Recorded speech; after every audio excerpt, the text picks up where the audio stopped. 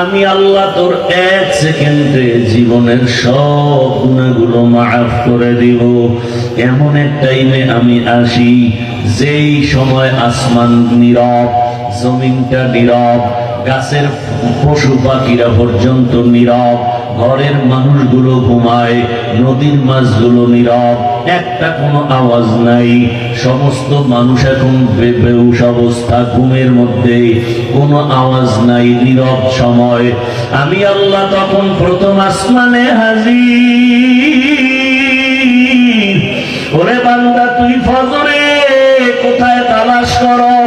আরে আমি মাওলার দেওয়া পানি খাও, আমি মাওলার দেওয়া সূর্যের আলো নাও। এখনো পর্যন্ত ছিল না সেই সূর্যের মালিককে। বান্দা, তুমি গাছের ফল খাও, ছিল না সে ফলওয়ালা ফলের মালিককে। বান্দা, তুমি নদীর মাছ ধরে খাও, জানো না সে নদীর মাছ দেওয়ার মালিককে। ওই মালিকরে তালাশ করতে কোথাও যাওয়া লাগবে না। ওরে রাতের বেলা আমি মাওলায় হাজির।